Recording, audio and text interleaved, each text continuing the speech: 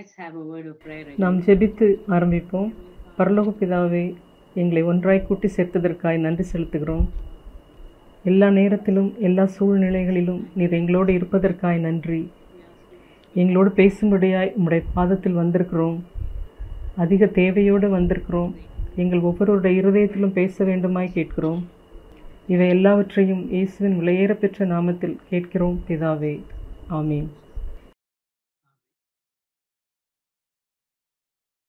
நீதிமொழிகள் 11:1 புத்தியுள்ள மனைவி தன் வீட்டை கட்டுகிறாள் என்றும், நீதிமொழிகள் 9:1 ஞானம் தன் வீட்டை கட்டி தன் 7 தூண்களையும் சித்திரம் தீர்த்து என்றும் பார்க்கிறோம். யாக்கோப்பு 3:17 தியானித்த வசனத்தை உங்களுக்கு ஞாபகப்படுத்த விரும்புகிறேன்.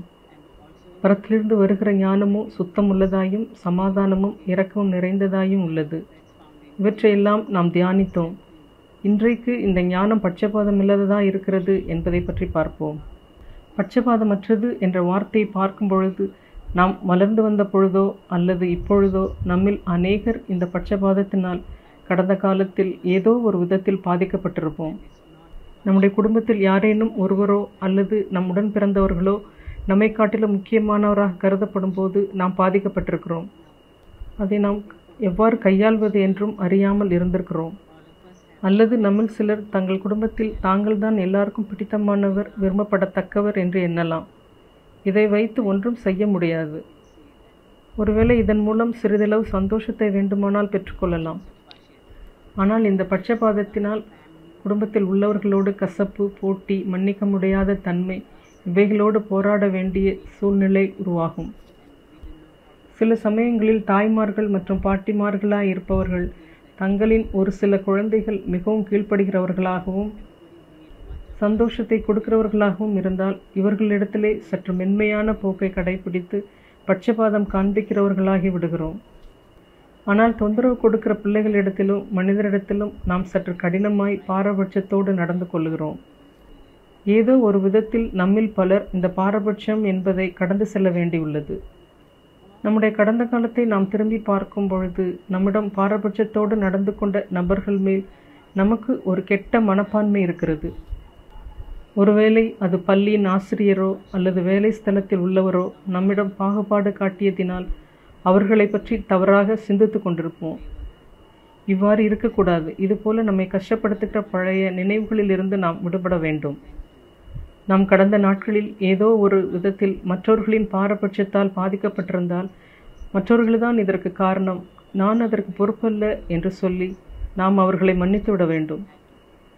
நாம் இந்த காரியங்களை கையாளாமல் தேவனுடைய கரத்தில் கொடுத்து விட வேண்டும். எந்த மன்னிக்க முடியாத எண்ணமோ கசப்போ அவர்கள் மீது நான் வைத்துக்கொள்ளக்கூடாது என்று ஆண்டவரிடம் சொல்லுங்கள். நான் அவரை மன்னிக்க விரும்புகிறேன், மன்னிப்பது மட்டுமல்ல நேசிக்கவும் விரும்புகிறேன் என்று சொல்லுங்கள். நீங்கள் பெற்றோராய் அல்லது யாராக வேண்டுமானாலும் இருக்கலாம். இதுதான் நம்மால் செய்ய முடியும். நாம் நம்மிடத்திலே இந்த பாரபட்சத்தை பார்த்தால் நாம் மற்றவர்களை விரல் நீட்டாமல், ஆம் ஆண்டவரே, எந்த பகுதியில் நான் பாரபட்சமாக இருக்கிறேன் என்பதை காண்பியும், எனக்கு உதவி செய்யும் என்று கேட்டு நம்மை நாமே நியாயந்திருக்க பிரயாசப்பட வேண்டும். நாம் கட்டுகிற வீடு உள்ளே மிகவும் அழகாய் வண்ண திரைச்சிலைகள் மற்றும் எல்லாம் கிரமமாய் அடுக்கப்பட்ட ஒன்றானது கிடையாது. மாறாக நாம் வீடு என்று சொல்லுகிறது நம் கணவரும் பிள்ளைகளும் மிகவும் சந்தோஷமாய் பாதுகாப்பு உணர்வுடன் வளர்ந்து வருகிற ஒன்றாய் இருக்க வேண்டும். நம் பிள்ளைகள் தேவனுடைய வழிகளில் வளரவும் தேவனை அதிகமாய் நேசிக்கவும் கூடிய ஒரு தேவ பக்தியுள்ள வீடாய் இருக்க வேண்டும். நாம் இந்த காரியங்களை தியானிக்கும் பொழுது நம் பிள்ளைகள் அதை கண்டு இந்த குணாதிசயங்களுக்கு மதிப்பு கொடுப்பார்கள். நாம் இருதயத்தில் சுத்தமுள்ளவர்களாய், சமாதானம் பண்ணுகிறவர்களாய், இரக்கமுள்ளவர்களாய், பாரபட்சம் இல்லாதவர்களாய் இருப்பதுதான் முக்கியம் என்ற விதத்தில் நாம் வீட்டை கட்டினால் இந்த வீடுதான் மிகவும் வலிமை உள்ளதாய் இருக்கும். ஏனென்றால் இந்த உலகத்தில் நம் பிள்ளைகள் ஏதோ ஒரு விதத்தில் இந்த பட்சபாதத்தினால் பாதிக்கப்படக்கூடும். அவர்களின் ஆசிரியர் அல்லது உடன் வேலை செய்பவர் அவர்கள் காண்பிக்கிற பாரபட்சம் அல்லது பிள்ளைகளுக்கு கிடைக்க வேண்டிய மதிப்பெண்கள் கிடைக்காமல் போவது அல்லது இவர்களுக்கு கிடைக்க வேண்டிய பதவி உயர்வு கிடைக்காமல் போகும் பொழுது அவர்கள் அதை எவ்வாறு கையாள்வது என்று தெரியாத நிலையில் என்று தெரியாத நிலையில் நாம் அவர்களுக்கு அதை எவ்வாறு கையாள வேண்டும் என்றும் அவர்களை மன்னிக்கவும் கற்றுத்தர வேண்டும். தேவன்தான் எல்லாவற்றையும் ஆளுகை செய்கிறார் என்பதை உணர்த்த வேண்டும். ஏதோ ஒரு வழியில் இழப்புகள் ஏற்பட்டிருக்கலாம். தேவன் அதை சரி செய்வார். அது உலக பிரகாரமான இழப்பாக இருந்தாலும் நித்தியத்தோடு ஒப்பிடும்போது இவை அவ்வளவு முக்கியமானதாக இல்லை. நம்முடைய குணாதிசயம்தான் மிகவும் முக்கியமானது. எனவே நம்முடைய வாழ்க்கையில் உள்ள இவை எல்லாவற்றையும் திரும்பி பார்க்கும்போது நம் எல்லோருக்கும் ஏதோ ஒரு விதத்தில் இந்த பாரபட்சம் இருக்கிறது. இதை நாம் சரி செய்ய வேண்டும்.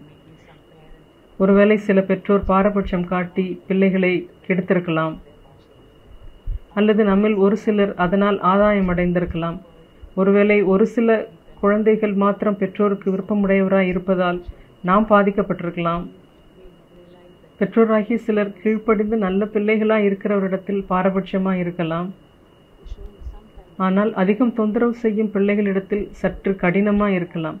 இவர்களை குறித்து நாம் சந்தோஷமாக இருப்பதில்லை. இந்த பாரபட்சம் என்ற பகுதியில் நாம் இடைப்படும் பொழுது அநேக பகுதிகளை நாம் அடிக்கடி சரி செய்ய வேண்டியுள்ளது. நம்முடைய வாழ்க்கையில் மறைந்திருக்கிற பாரபட்சமான பகுதிகளை காட்டும்படி தேவனிடத்தில் கேட்க வேண்டும். அந்த பகுதிகளை காண்பதற்கு உதவி செய்யும் என்றும் கேட்க வேண்டும். தேவனுடைய வார்த்தையானது நம்முடைய பாதைக்கு வெளிச்சமாக இருக்கிறது. ஆண்டவர் ஒரு ஃப்ளாஷ் லைட் போல நம்முடைய வாழ்க்கையில் நமக்கு தெரியாத பகுதிகளில் பிரகாசிக்க முடியும். தேவன் எல்லாவற்றையும் திடீரென்று திறந்து காட்டுவார். நீ அதிகமாக என்னை குறித்து அறிந்து கொள்ள விரும்புகிறாயோ, இங்கே பார், நீ இந்த பகுதியில் எவ்வளவு பாரபட்சமாய் நடந்து கொள்ளுகிறாய். அல்லது நீங்கள் பிள்ளைகளாய் இருந்தால் உன்னிடத்தில் பாரபட்சமாய் நடந்து கொண்ட உன் தகப்பனையும் தாயையும் மன்னிக்க முடியவில்லை என்று உணர்த்துவார். நீ வெளிச்சத்திலே நடந்து வந்தால் அவர் எல்லாவற்றையும் உனக்கு காண்பித்து உன்னோடு பேசுவார்.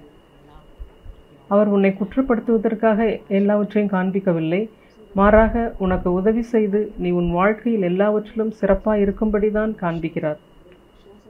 சிலர் நம்மிடத்திலோ அல்லது பள்ளியில் நம் குழந்தைகளிடத்திலோ இவ்வாறாக கேட்கலாம், ஏன் இவ்வளவு ஜனங்கள் கஷ்டப்படுகிறார்கள்?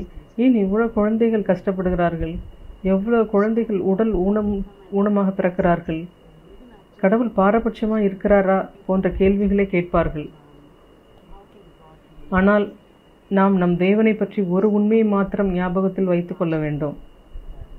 தேவன் பட்சபாதம் உள்ளவர் அல்லவே என்று. ரோமர் 12:11 நம் தேவன் பட்சபாதம் உள்ளவர் அல்லவே என்று சொல்லுகிறது. நாம் தேவனுடைய வழிகளை புரிந்து கொள்ள முடியாது, அதை விவரித்து சொல்லவும் நம்மால் முடியாது. ஏனென்றால் நாம் மனுஷர்கள், அவரின் சிருஷ்டியாய் இருக்கிறோம். நம்மால் நம் சிருஷ்டி கர்த்தாவை புரிந்து கொள்ள முடியாது. ஆனால் அவரிடத்தில் பாரபட்சம் இல்லை என்ற தேவ வார்த்தை தான் நம் அஸ்திபாரம்.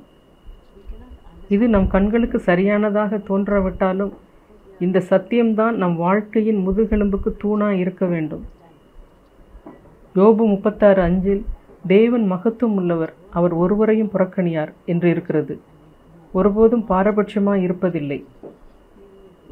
சங்கீதம் 68:5 தேவன் திக்கற்ற பிள்ளைகளுக்கு தகப்பனும் விதவைகளையும் அந்நியரையும் மற்றவர்களால் ஒதுக்கப்படுகிறவர்களையும் நியாயம் விசாரிக்கிறவராய் இருக்கிறார். முக்கியமாக தேவன் தம்முடைய பிள்ளைகளை கவனித்துக் கொள்கிறவராய் இருக்கிறார். இவர்களுக்கு விசேஷித்த பாதுகாப்பை தருகிறார். இது முதுகெலும்பை போல் இருக்கிறது.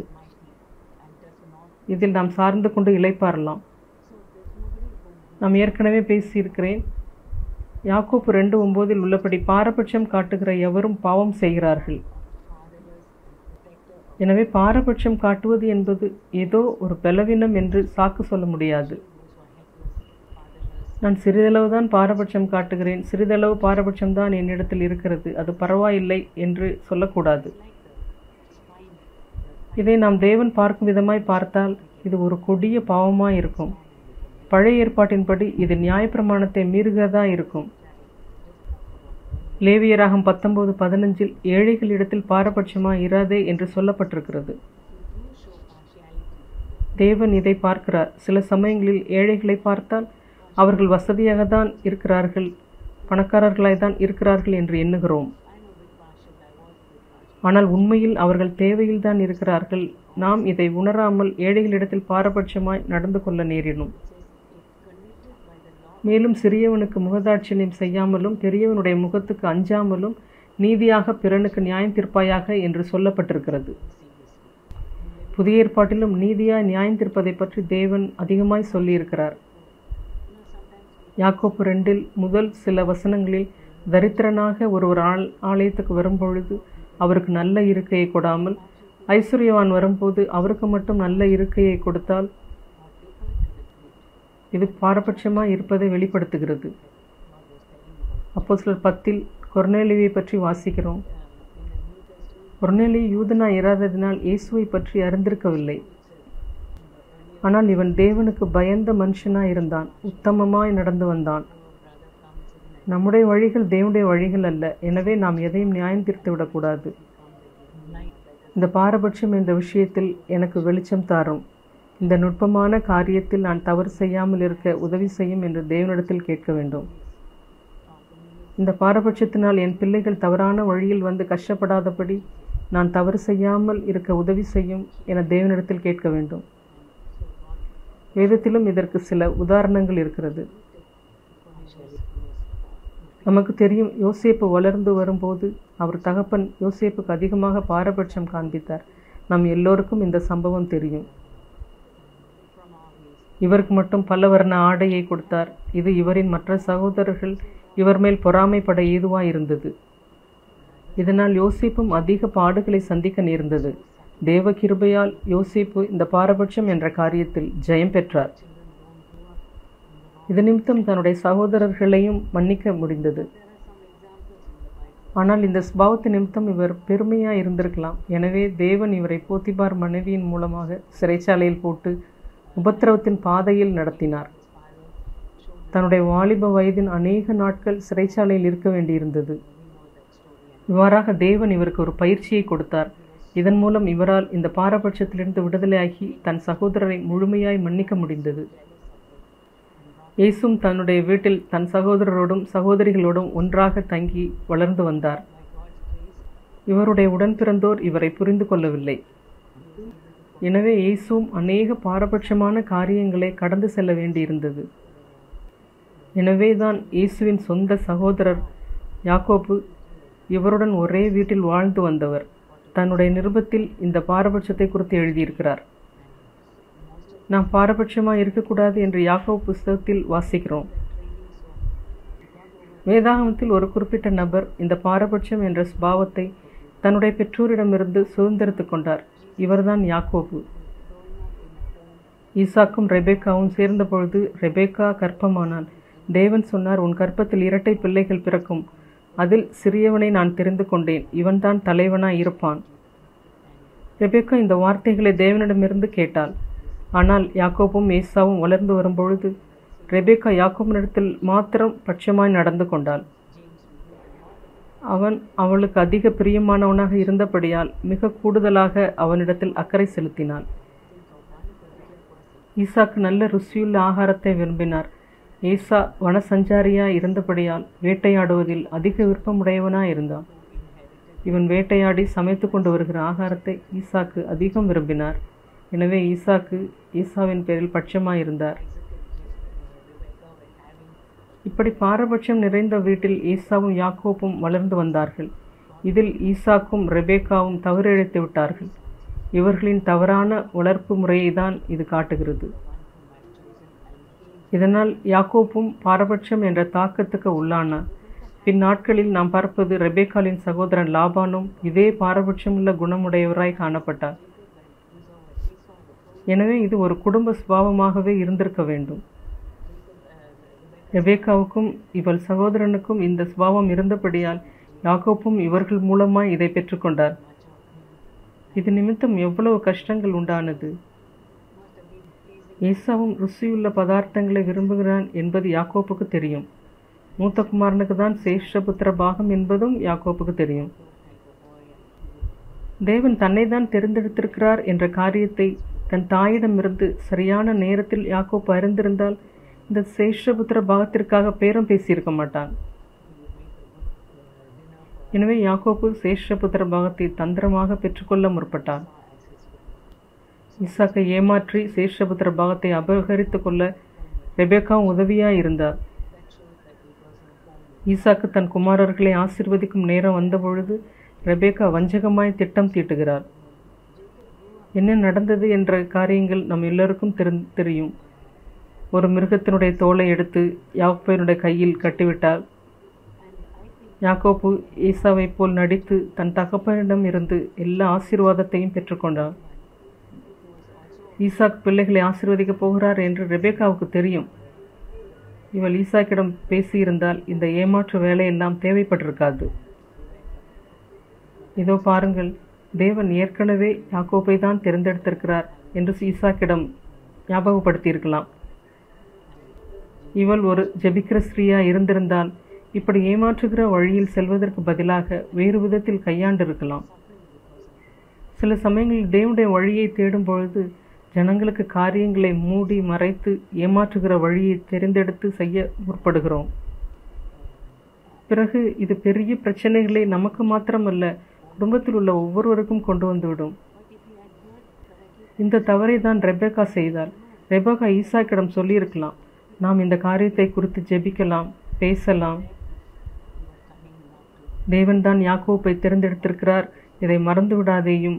இவ்வாறு பேசி காரியத்தை கையாண்டிருக்கலாம். ஆனால் இவள் இதற்கு மாறாக திட்டம் பண்ணி யாக்கோப்புக்கு பெரிய கஷ்டங்களை கொண்டு வந்து விட்டாள். யாக்கோப்புடைய ஆவியிலும் ஏமாற்றுகிற ஸ்பாவத்தை விதைத்துவிட்டு எப்படி வஞ்சிப்பது என்பதையும் கற்றுக் கொடுத்தாள்.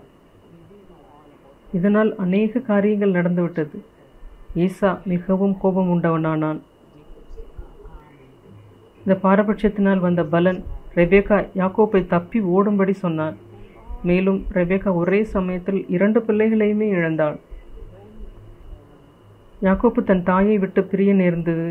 இதன் பிறகு யாக்கோப்பு தன் தாயை மறுபடியும் பார்க்கவே இல்லை. யாக்கோப்பும் ரெபேக்காவும் பின்னாட்களில் சந்தித்ததாக நாம் எங்கேயுமே வாசிக்கவில்லை.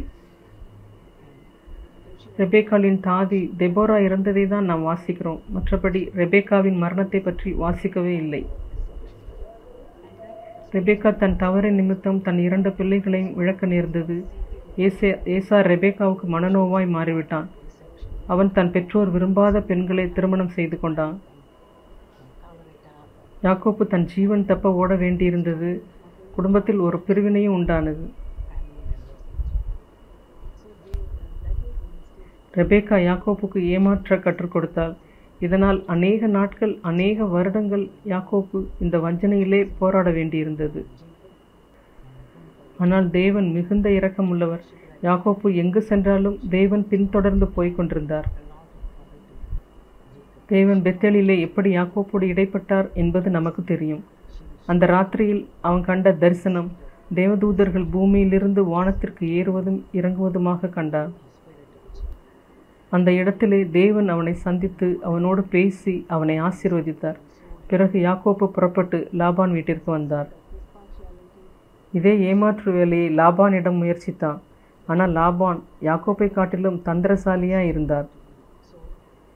முடிவாக யாக்கோப்பு 2 மனைவிகளுடனும் பிள்ளைகள் மற்றும் முழு குடும்பத்துடனும் லாபானுக்கு தெரியாமல் அந்த இரவிலே அவனை விட்டு புறப்பட்டு சென்றான். ஆனாலும் தேவன் யாக்கோப்புக்கு நல்லவராகவே இருந்தார். தேவன் யாக்கோப்போடு இடைப்பட்டு ஏசாவோடு ஒப்புரவாகும்படி செய்தார். இவர்கள் வாழ்க்கை கடைசி வரையிலும் சத்துருக்களாகவே இருந்திருக்க வேண்டும். ஆனாலும் தேவன் இவர்கள் இருவரும் வாழ்க்கையில் நல்லவர்களாக இருக்க தேவன் உதவி செய்தார். தேவன் இவர்கள் இருவரும் ஒப்புரவாகும்படி உதவி செய்தார். பிறகு தேவன் பெனியேல் என்ற இடத்தில் அவனோடு இடைப்பட்டார். அந்த இடத்தில் ஒரு தூதரோடு யாக்கோப்பு போராடினார். இதனால் தேவன் யாக்கோப்புடைய தொடைசந்தை சுலுக்கினார். தேவன் அவனை ஆசீர்வதித்து தொடர்ந்து அவனோடு கூட இருந்தார். தேவன் திரும்பவுமாய் பெத்தேலில் யாக்கோப்புக்கு தரிசனமானார். தேவன் யாக்கோப்போடு பேசிய பொழுது அவன் உணர்த்துவிக்கப்பட்டான். இதை ஆதியாகமம் 35 வாசிக்கிறோம். யாக்கோப்பு அவன் குடும்பத்தாரிடம் எல்லா விக்கிரகங்களையும் தூக்கி போடும்படி சொன்னான். அதுவரையில் அவர்கள் சுரூபங்களை வைத்து கொண்டிருந்தார்கள். யாக்கோப்புக்கு யெகோவாதான் தெய்வம் என்பது நன்றாக தெரியும். ஆனாலும் அவன் குடும்பத்தில் உள்ளவர்கள் விக்கிரகங்களை வைத்து கொண்டிருந்தார்கள். யாக்கோப்பு தன் குடும்பத்தாரிடம், தேவன் என்னோடு பேச விரும்புகிறார், நீங்கள் எல்லோரும் விக்கிரகங்களை தூக்கி போடுங்கள் என்று சொன்னார். தேவன் யாக்கோப்பை பெத்தேலில் சந்தித்தது ஒரு அற்புதமான சந்திப்பாகும். தேவன் அவனை பார்த்து, இதோ பார் யாக்கோப்பே, இதுவரையில் நீ ஒரு ஏமாற்றுக்காரனாய் இருந்தாய். ஆனால் இப்பொழுது உன்னையும் உன் பெயரையும் மாற்றப் போகிறேன். இனி உன் பெயர் இஸ்ரவேல் எனப்படும். முற்றிலும் உன்னை புதிய மனுஷனாய் மாற்றுகிறேன். இனி நீ காலம் காலமாக இஸ்ரவேல் எனப்படுவாய். உன் தேசமும் இஸ்ரவேல் தேசம் எனப்படும். உன் சந்ததியும் இஸ்ரவேலர் எனப்படுவார்கள். இனி ஒருபோதும் யாக்கோப்பு என்று சொல்லப்படுவதில்லை. தேவன் அவனை ஒரு புதிய மனிதனாக மாற்றினார். இதன் மூலம் தேவன் என்னிடத்தில் பேசினது, தேவன் நம்மையும் மாற்ற முடியும். இந்த பாரபட்சம் மற்றும் பல காரியங்களினால் உண்டான வடுக்கல்னால் சிதைந்து போயிருக்கும் நம் வாழ்க்கை எல்லாவற்றையும் தேவனால் மாற்ற முடியும். பெற்றோருடைய பாரபட்சத்தினால் பாதிக்கப்பட்டவர்கள் மற்றும் தாங்களும் மற்றவரிடம் பாரபட்சம் காட்டுவதினால் வந்த வடுக்கல், இவை எல்லாவற்றையும் அவர் மாற்ற முடியும். நமக்கு ஒரு புதிய பெயரை தந்து புது மனிதராய் மாற்ற முடியும். மிகவும் அழகான வசனம் வெளிப்படுத்தல் 2:17 உள்ளதை தியானித்து கொண்டிருந்தேன். அதில் ஜெயங்கொள்ளுகிறவர்களுக்கு நான், இயேசுவாகிய நான், மறைவான மன்னாவை புசிக்க கொடுத்து வெண்மையான குறிக்கல்லையும் அந்த கல்லின் மேல் எழுதப்பட்டதும் அதை பெறுகிறவனே அன்றி வேறொருவனும் அறியக்கூடாததும் ஆகிய புதிய நாமத்தையும் கொடுப்பேன். இந்த வசனத்தை நான் திரும்பவுமாய் வாசித்தேன். எவ்வளவு உயர்ந்த வெண்மையான குறிக்கல்! இதில் என்னுடைய பெயர் எழுதப்பட்டிருக்கிறது. இது மிகவும் மதிப்பு வாய்ந்தது. தேவன் இதை எனக்கு தர விரும்புகிறார். நானாக அதை எடுத்துக்கொள்ள கூடாதது. மறைவான மன்னா என்ன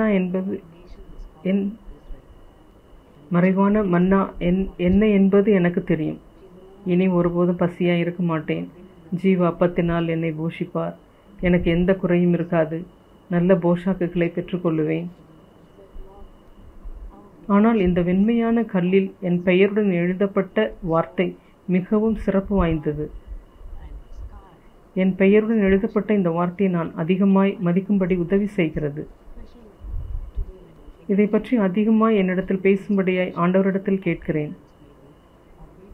நாம் திருமணத்திற்காக நிச்சயிக்கப்பட்டிருக்கிறோம் என்று வைத்துக்கொள்வோம். மணவாளன் நம்மை விட்டுவிட்டு தூர இடத்திற்கு போகிறார். அப்பொழுது அவர் நம்மிடம் வந்து, நான் சீக்கிரத்தில் வந்து விடுவேன், அதுவரையில் இந்த விலை மதிப்பு மிக்க டைமண்ட் போல உள்ள கல்லை காட்டி இதில் உன் பெயரை எழுதியிருக்கிறேன். இது நான் உன்னை கூப்பிட போகும் ஒரு விசேஷித்த பெயர். இந்த பெயர் வேறு யாருக்கும் தெரியாது. இது ஒரு அன்பான பெயர். இந்த பெயரை வைத்துதான் நான் உன்னை அழைக்கப் போகிறேன். இது ஒரு அற்புதமான பெயர். இது விசேஷமாக நான் உனக்கு வைத்த பெயர் என ஆண்டவர் சொல்லுகிறார். ஆம், நம் ஆண்டவர் நம் ஒவ்வொருவருக்கும் ஒரு விசேஷித்த பெயரை வைத்திருக்கிறார். நாம் அநேகராய் இருந்தாலும் தனித்தனியாக நம் ஒவ்வொருவருக்கும் விசேஷித்த பெயரை கொடுக்கிறார். அந்த பெயரை வைத்துதான் தேவன் நம்மை அழைக்கப் போகிறார். அந்த பெயரை பெற்றுக்கொள்ளுவர்களை தவிர வேற யாருக்கும் அது தெரியாது. என்னுடைய பெயர் எதுவாக இருக்கும் என்று நான் யோசித்து ஆச்சரியப்பட்டேன். ஒருவேளை நான் போராடி ஜெயம் பெற்ற பகுதியாக இருக்கலாம். அல்லது நான் யாரிடமாவது பாரபட்சம் காட்டுகிறவர்களாக இருந்து பிறகு அந்த பகுதியில் நான் போராடி ஜெயம் பெற்றால் பாரபட்சமற்றவள் அல்லது பாரபட்சம் காட்டுவதில் இருந்து விடுதலையாகி ஜெயம் பெற்றவள் என்பது என் பெயராக இருக்கலாம். அல்லது வேறு ஏதாவது அழகான பெயரை வைத்து என்னை அழைக்கலாம். இது எப்படி இருக்கும் என்று எனக்கு இப்பொழுது தெரியாது. ஒருவர் தனிமை என்பதிலிருந்து ஜெயம் பெற்றிருக்கலாம், அல்லது கோபத்திலிருந்து ஜெயம் பெற்றிருக்கலாம். சிலர் இரக்கமுடையவர்களாக இருக்கலாம், சிலர் சமாதானத்தையே நாடி தேடுகிறவர்களாக இருக்கலாம். நாம் எந்த பகுதியில் போராடி ஜெயிக்கிறோமோ அந்த பெயரை ஆண்டவர் தெரிந்தெடுப்பார். ஒருவேளை அது மிகவும் ஆச்சரியமானதாகவும் எல்லாவற்றை விடவும் உயர்ந்ததாகவும் இருக்கும். அது இன்னும் மகிமையுள்ளதாகவும் இருக்கும். நாம் அதை எதிர்பார்த்து கொண்டிருக்க வேண்டும். அந்த குறிக்கோளை ஆண்டவர் நம் கையில் கொடுப்பார். அதை பார்க்கும் பொழுது, என் நேசர் இந்த பெயரினால் தான் என்னை அழைக்கப் போகிறார். அதை அவர் நமக்கு கொடுக்கும்போது ஒருவேளை நாம் அந்த பிரகாசிக்கும் குறிக்கல்லை நம் கழுத்தில் கட்டி தொங்க விடுவோம், அல்லது நம் கையில் வைத்து பிடித்து கொள்வோம், அல்லது ஏதோ ஒரு இடத்தில் வைத்து கொள்வோம். மற்றொரு அழகான வசனம் வெளிப்படுத்தல் 14:1 இயேசுவையும் பிதாவின் நாமம் தங்கள் நெற்றிகளில் எழுதப்பட்டிருக்கும் ஜெயம் பெற்றவர்கள் ஆட்டுக்குட்டியானவர் எங்கு சென்றாலும் அவரை பின்தொடர்ந்து சென்றவர்கள் என்று எழுதப்பட்டிருக்கிறது. ஆட்டுக்குட்டியானவரை பின்தொடர்வது மிகவும் உன்னதமானது என்று யோசிப்பேன்.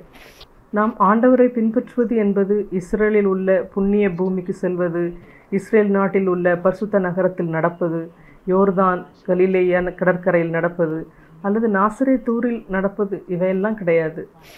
உலகத்தில் உள்ள சில ஜனங்கள் இயேசு நடப்பது போல் நாம் நடப்பது என்பது, இயேசு புண்ணிய பூமியில் எங்கு நடந்தாரோ அதுபோல நானும் அங்கு நடக்க வேண்டும், இதுதான் என்னுடைய கனவு என்பார்கள். அப்படி இல்லை என்பது அவரின் போதனைகளை கேட்ட நமக்கு நன்றாக தெரியும். இயேசு எங்கு சென்றாலும் அவரை பின்பற்ற வேண்டும் என்பதின் அர்த்தம் நமக்கு தெரியும். இயேசு சொன்னார், ஒருவன் என்னை பின்பற்ற விரும்பினால் அனுதினமும் சிலுவை எடுத்து என்னை பின்பற்ற கடவன். லூக்கா 14:25-27 வரை. ஒருவன் என்னை பின்பற்ற விரும்பினால் தகப்பன், தாய், உறவினர்கள், சிநேகிதர்கள் இவர்கள் மேல் கொண்டுள்ள மனுஷிகமான பிடிப்பை எல்லாம் விட்டுவிட வேண்டும். இதுவே ஒரு சீஷன் என்பவன் செலுத்தும் விலைக்கிரயமாகும். ஆட்டுக்குட்டியானவர் எங்கு சென்றாலும் அவரை பின்பற்ற வேண்டுமானால் நாம் அதற்காக விலைக்கிரயம் செலுத்த வேண்டும். அதை நாம் இப்பொழுதே இந்த பூமியிலே செலுத்த முடியும். கர்த்தருக்கு ஸ்தோத்திரம். அதற்காக நாம் காத்திருக்க தேவையில்லை. இன்றைக்கே இப்பொழுதே செய்யலாம். ஒவ்வொரு நாளும் ஆட்டுக்குட்டியானவர் எங்கு சென்றாலும் அவரை பின்பற்ற முடியும். அனுதினமும் சிலுவை எடுத்து அவரை பின்பற்ற வேண்டும். எந்த காரியத்திற்காக மரிக்கும்படி காண்பிக்கிறாரோ, அதாவது பாரபட்சம் அல்லது சுயபரிதாபம், வேறு எந்த காரியமாக இருந்தாலும் அல்லது ஸ்ரீகள் சந்திக்கிற வேறு எதுவாக இருந்தாலும் நாம் சிலுவை எடுத்து நம் சுயத்துக்கு மரித்து அவரை பின்பற்ற வேண்டும். நீ என்னை பின்பற்றினால் என்னோடே கூட நடப்பாய். அப்பொழுது உன் தகுதிக்கு மேலாகவும் உன் எதிர்பார்ப்புக்கும் மேலாகவும் உனக்கு செய்வேன். நாம் இப்பொழுதே இந்த சத்தியங்களை எல்லாம் கேட்பதற்காக நான் தேவனுக்கு நன்றி செலுத்துகிறேன். நாம் ஆட்டுக்குட்டியானவர் எங்கு சென்றாலும் அவரை பின்பற்றி அவருடைய சீஷர்களாய் ஆக முடியும். இந்த பாரபட்சம் குறித்து ஒரு சிறிய சாட்சியை உங்களுக்கு சொல்ல விரும்புகிறேன். அலுவலகங்களில் வேலை செய்யும் பொழுது சில மக்கள் பாரபட்சத்துடன் நடந்து கொள்வதை நம்மில் பலர் அறிந்திருக்கிறோம். நானும் ஒரு மருத்துவத்துறையில் வேலை பார்த்த பொழுது மருத்துவத்துறையில் பாரபட்சத்துடன் நடந்து கொள்வது எவ்வளவு எளிதானது என்பதை அறிந்து கொண்டேன். என்னிடம் சிகிச்சைக்காக வருகிறவர்கள் மருத்துவ காரியங்களை பற்றி அறிந்தவர்களாயிருந்தால் அவர்களுடன் மருத்துவ ரீதியான காரியங்களை பற்றி பகிர்ந்து கொள்ளுவேன். இவர்கள் மருத்துவத்துறை சம்பந்தமானவற்றை புரிந்து கொள்வார்கள். இவர்களுக்கு எல்லாவற்றையும் என்னால் விளக்கி சொல்ல முடியும் என்று அவர்களுடன் சந்தோஷமாக பேசுவேன். ஆனால் ஒரு ஏழையான நோயாளி அல்லது படிப்பறிவில்லாதவர் வந்தால் என்னால் அவருக்கு விளக்கி சொல்ல முடியாது. அவர் அதை புரிந்து கொள்ள மாட்டார். இவ்வாறாக அந்த பாரபட்சம் என் மாம்சத்தில் எழும்புகிறதை நான் பார்த்தேன். ஆனால் யார் அன்பையும் கவனிப்பையும் பெற்றுக்கொள்வதற்கு அதிக தேவையில் இருக்கிறார்கள்? மருத்துவ காரியங்களை புரிந்து கொள்ள முடியாத அந்த ஏழை மனிதர் தானே. அவர்களுக்குத்தான் என் அன்பையும் கவனிப்பையும் கொடுக்க வேண்டிய தேவையில் இருக்கிறேன் என்பதை உணர்ந்தேன். இதைதான் தேவன் எனக்கு ஒரு விசேஷித்த வழியில் கற்றுக் கொடுத்தார். என்னுடைய மருத்துவ பயிற்சியை முடித்த பிறகு யாரும் போகாத இடத்திற்கு, ஒரு சிலர் மாத்திரம் போகும் இடத்திற்கு போக வேண்டும் என்று இந்தியாவில் உள்ள தொழுநோயாளிகள் இருக்கும் இடத்திற்கு போய் வேலை செய்தேன். தொழுநோய் என்பது ஒரு பயங்கரமான நோய். அவருடைய உடல் தோற்றம் எல்லாம் சிதைந்து போயிருக்கும். அவர்கள் வீட்டை விட்டு வெளியேற்றப்படுவார்கள். இவர்கள் எல்லாரும் காலனி போன்ற ஒரு இடத்தில் தங்க வைக்கப்படுவார். ஏதோ ஒரு வேலையை தேடிக்கொள்வார்கள். இவர்களுக்கென்று மிஷினரிகள் ஒரு விடுதியையும் தொடங்கி இருக்கிறார்கள். அந்த லெப்ரசி ஹாஸ்பிட்டலுக்கு தான் நான் போகும்படியாய் தேவன் என்னை நடத்தினார். அங்கு நான் பார்க்கிற எல்லோருமே தொழுநோயால் பாதிக்கப்பட்டவர்கள்தான். ஒவ்வொருவருமே தங்கள் இருதயத்தில் ஒரு தேவையோடு தான் இருந்தார்கள். நான் அங்கு போன பொழுது அந்த பகுதியில் உள்ள பாஷை எனக்கு தெரியாது. ஆனால் அந்த பாஷையை கற்றுக்கொள்ளும்படியாய் தேவன் எனக்கு உதவி செய்தார். அவர்களுக்காக தேவனுடைய அன்பை என் இருதயத்தில் ஊற்றினார்.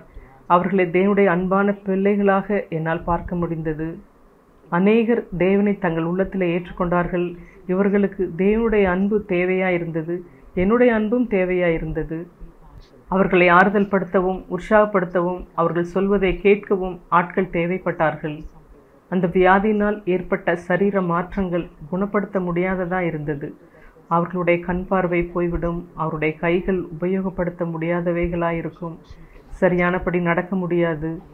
இப்படிப்பட்ட மக்களுக்கு நம்பிக்கை கொடுத்து, தேவன்தான் நம் பரம தகப்பன், இந்த உலகம்தான் எல்லாம் என்று நினைக்காதீர்கள். நித்தியம் என்று ஒன்று உண்டு. அங்கு தேவன் உங்களுக்கு பூர்ணமான ஒரு சரீரத்தை பிரதிபலனாக கொடுப்பார் என்று அவர்களிடம் சொல்லுவேன். இந்த தொழுநோய் என்பது சாபத்தினால் வருவது இல்லை. அதிகமான பேர் இந்த தொழுநோய் சாபத்தீடானது என்று எண்ணுகிறார்கள். அப்படி அல்ல. தேவன் உங்களை அவர் பக்கமாக சேர்த்து கொள்ளும்படியாய் இது வந்திருக்கும் என்று சொல்லுவேன். இங்குதான் தேவன் பட்சபாதம் இல்லாத தேவன் என்ற பெரிய ரகசியத்தை எனக்கு கற்றுக் கொடுத்தார். நாம் பட்சபாதம் இல்லாத அந்த திவ்ய சுபாவத்தை பெற்றுக்கொள்ளும்படியாய், எல்லோரையும் நேசிக்கும்படியாய், ஒருவரையும் அற்பமாய் எண்ணாமல் இருக்கும்படியாய் தேவனும் விரும்பினார். யோபுவில் உள்ள அந்த வசனத்தை நான் பகிர்ந்து கொண்டது போல என்னுடைய வாழ்க்கையில் ஒரு பெரிய மறுரூபமாகும்படியான கிரியை நடந்தது. தேவன் என்னுடைய உள்ளத்தை அன்பால் நிரப்பின அந்த நாள் இன்றும் என் ஞாபகத்தில் இருக்கிறது. என் கண்கள் கண்ணீரால் நனைந்தது. நான் அழ ஆரம்பித்தேன். ஆண்டவரே, இதை எனக்கு வெளிப்படுத்தினதற்காய் நன்றி, உம்முடைய அன்பை என் உள்ளத்தில் ஊற்றியதற்காய் நன்றி என்று சொன்னேன். பிறகு நான் அந்த இடத்திலிருந்து வந்தேன். எனக்கும் திருமணமானது. அதன் பிறகு நான் ஏழை மக்களுக்கு உதவி செய்ய ஆரம்பித்தேன். ஏழை மக்களை பார்க்கும் பொழுது அவர்கள்தான் என்னுடைய சகோதரிகள். தேவனில் விசுவாசம் வைத்திருக்கிற இந்த சகோதரிகளுடன் தான் என் நித்தியத்தை கழிக்கப் போகிறேன். அவர்கள் ஒருவேளை படிப்பறிவில்லாத ஏழையாக இருக்கலாம், உடுத்துவதற்கு நல்ல ஆடை இல்லாமல் இருக்கலாம். உலக மக்கள் ஒருவேளை அவர்களை அற்பமா எண்ணலாம். ஆனால் அவர்கள்தான் என்னுடைய சகோதரிகள். அவர்களுடன் தான் நான் என் நித்தியத்தை கழிக்கப் போகிறேன்.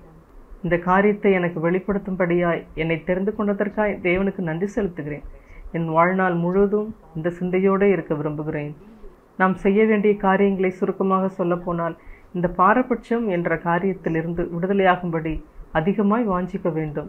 அதில் ஜெயம் பெற வேண்டும். ஆண்டவரே, நீர் எங்கு சென்றாலும் உண்மையை பின்பற்றி வர வேண்டும். இந்த பாரபட்சம் என்ற காரியத்தில் கூட நான் எந்த இடத்தில் பாரபட்சமாக இருக்கிறேன் என்பதை எனக்கு காட்டும் என்று ஆண்டவரிடத்தில் கேட்க வேண்டும். இந்த பாரபட்சம் என்பது ஒருவேளை என்னை விட வித்தியாசமான சகோதரினிடத்தில் இருக்கலாம், அல்லது அவர்கள் நடந்து கொள்ளும் விதம், அல்லது அவர்களின் மொழி நடை வித்தியாசமாக இருக்கலாம், அல்லது அதிகம் படிப்பறிவில்லாதவராகவோ நல்ல கலாச்சாரமற்றவராகவோ இருக்கலாம். ஆண்டவரே, இவர்கள் எல்லோரையும் நேசிக்க எனக்கு உதவி செய்யும். ஒரு சின்ன அணு அளவு கூட பாரபட்சம் என்பது என் வாழ்க்கையில் இருந்துவிடக்கூடாது. ஆட்டுக்குட்டியானவர் எங்கு சென்றாலும் அவரை பின்பற்றவும், அனுதினமும் சிலுவை எடுத்து என் சுயத்துக்கு மறிக்கவும் உதவி செய்யும். முக்கியமாக குடும்பத்தில் என் பிள்ளைகளிடத்தில் எந்த குழந்தை பலவீனமாக இருக்கிறதோ, எந்த குழந்தை படிக்க கஷ்டப்படுகிறதோ, அல்லது கீழ்ப்படியாத பிள்ளைகளோ, இவர்களிடத்தில் பொறுமையாக இருக்கவும், எல்லாவற்றையும் சரியாக செய்யவும் உதவி செய்யும் என்று ஆண்டவரிடத்தில் கேட்க வேண்டும். இது நம்முடைய பலத்தினாலே முடியவே முடியாது. இதை எல்லாவற்றையும் பரிசுத்த ஆவியானவரின் பலத்தினாலே மாத்திரம் மேற்கொள்ள முடியும். நம்முடைய வாழ்க்கையில் ஆண்டவர் விரும்பாத மறைவான எந்த காரியமாக இருந்தாலும் அதை காட்டும்படி ஆண்டவரிடத்தில் கேட்க வேண்டும். நாம் அதை மூடி மறைக்காதபடி, சாக்குப்போக்கு சொல்லாதபடி, திறந்த மனதோடு ஒத்துக்கொண்டு ஆண்டவரிடத்தில் அறிக்கையிட்டு அதிலிருந்து விடுதலையாக உதவி செய்யும்படியாய் ஆண்டவரிடத்தில் கேட்க வேண்டும். நம் பிள்ளைகளும் இந்த பாரபட்சத்தை மேற்கொள்ளும்படியாய் அவர்களுக்கு சொல்லித்தர வேண்டும். ஒருவேளை உங்கள் குழந்தைகள் பள்ளியில் பாரபட்சத்தினால் பாதிக்கப்பட்டிருக்கலாம். மற்ற பிள்ளைகள் உங்கள் பிள்ளைகளை ஒதுக்கி இருக்கலாம். மற்ற பிள்ளைகள் எல்லாரும் சேர்ந்து உங்கள் பிள்ளையை தனிமைப்படுத்தி விடலாம். அவர்கள் பாரபட்சம் காட்டுகிறவர்களாக இருப்பார்கள். இதனால் உங்கள் குழந்தை அழ ஆரம்பிப்பார்கள். என்னை விளையாடுவதற்கு சேர்த்து கொள்ள மாட்டாங்க, அவர்கள் குழுவிலும் என்னை சேர்த்து கொள்ள மாட்டாங்க என பிள்ளைகள் சொல்லும்போது நாம் நம் பிள்ளைகளுக்கு உதவி செய்ய வேண்டும். தேவனுடைய கிருபையை கேட்கும்படியாகவும், வாழ்க்கை என்பது இப்படிதான் இருக்கும், மக்கள் இப்படிதான் பாரபட்சத்தில் நடந்து கொள்வார்கள், நாம் அவர்களை மன்னித்து விட வேண்டும் என்று அவர்களுக்கு சொல்ல வேண்டும். தேவனிடத்தில் நாம் பிள்ளைகளுக்காக ஜெபிக்க வேண்டும். பிள்ளைகளிடத்தில் நீ மறுபடியும் அந்த குழுவினுடன் இருக்க வேண்டும் என்று முயற்சிக்காதே. மற்றவர்கள் வேண்டுமானால் அதில் இருந்து கொள்ளட்டும். அவர்கள் உன்னை ஒதுக்கியது போல் கிறிஸ்துவையும் ஒதுக்கினார்கள். ஆனால் இயேசு உன்னோடு இருக்கிறார். மற்ற பிள்ளைகள் மேல் உனக்கு எந்த தவறான எண்ணம் இருக்கக்கூடாது. அவர்களை மன்னிக்கவும் அவர்களை நேசிக்கவும் தேவன் உனக்கு உதவி செய்வார் என்று நாம் பிள்ளைகளுக்கு கற்றுத்தர வேண்டும். ஒருவேளை அதில் ஒரு பையன் மனம் மாறி உன்னிடம் வந்து ஏதாவது உதவி கேட்டால் நீ அவனுக்கு உதவி செய்ய வேண்டும் என்று அவர்களுக்கு சொல்லித்தரலாம். அவன் வந்து உன்னிடம் உன்னால் மட்டும் எப்படி இவராக இருக்க முடியுது, அதன் ரகசியம் என்ன என்று கேட்டால், இயேசுதான் எனக்கு உதவி செய்தார், அவர்தான் மற்றவர்களை நேசிக்கும்படி அன்பை எனக்கு தந்தார் என்று சொல்லும்படியாய் நாம் பிள்ளைகளுக்கு கற்றுத்தர வேண்டும். எனவே நாம் இந்த பாரபட்சத்தை எவ்வாறு கையாள வேண்டும் என்று நம் பிள்ளைகளுக்கு சொல்லித்தர வேண்டும். சில நேரங்களில் அவர்கள் ஆசிரியர்களை பாரபட்சத்துடன் நடந்து கொள்ளலாம். உங்கள் பிள்ளைகள் அதனால் பாதிக்கப்படலாம். அல்லது மற்ற பிள்ளைகளை ஆசிரியர் பாரபட்சத்துடன் நடத்தினால் உங்கள் பிள்ளைகள் போய் அந்த மற்ற பிள்ளையை உற்சாகப்படுத்தும்படி கற்றுத்தர வேண்டும். நம்முடைய நன்மைக்காகவும் நாம் இன்னும் சிறந்து விளங்கும்படியாக தான் ஆசிரியர் கடினமாக நடந்து கொள்கிறார் என்று பாதிக்கப்பட்ட பிள்ளையை உற்சாகப்படுத்தும்படி நம் பிள்ளைகளுக்கு சொல்லித்தர வேண்டும். பிள்ளைகள் ஆசிரியர் மீது எந்த தவறான எண்ணமும் கொள்ளக்கூடாது. நாம் விழிப்பாக இருந்து நம் பிள்ளைகளுக்கு உதவ வேண்டும். எந்த ஒரு குழந்தையிடமோ அல்லது உலகத்தில் நாம் சந்திக்கும் யாரிடமோ நம் வாழ்க்கையில் நாம் பாரபட்சம் காண்பிக்கிறவர்களாக இல்லாதபடி தேவன் நமக்கு உதவி செய்வாராக. பாரபட்சத்தை தங்கள் வாழ்க்கையில் ஜெயிக்க வேண்டும் என்பது எவ்வளவு முக்கியம் என்பதை பிள்ளைகளுக்கு கற்றுத்தர வேண்டும். பிள்ளைகள் முக்கியமாக எந்த மக்களையும் வெறுக்கவோ அல்லது தங்களுக்கு பிடித்தவர்களை மட்டும் நண்பர்களாக தேர்ந்தெடுக்கவோ கூடாது. உங்களுக்கு தெரியும், இந்நாட்களில் நமக்கு வித்தியாசமாக இருக்கிற குறிப்பிட்ட வகுப்பினரை பற்றி அல்லது இனத்தவரை பற்றி பள்ளியில் பேசிக்கொள்வதை பிள்ளைகள் கேட்டு நம்மிடம் வந்து சொல்லுவார்கள். நம் பிள்ளைகளிடத்தில் அதையெல்லாம் நீ கவனிக்கக்கூடாது, அப்படி கவனித்தாலும் அதன்பால் நீ ஈர்க்கப்படவே கூடாது. உன் மனது அதிலிருந்தெல்லாம் விடுதலையாகி இருக்க வேண்டும். நீ ஆண்டவரிடம் உன்னை இயேசுவை போல மாற்றும்படியாய் கேட்க வேண்டும் என்று நாம் பிள்ளைகளுக்கு சொல்லித்தர வேண்டும்.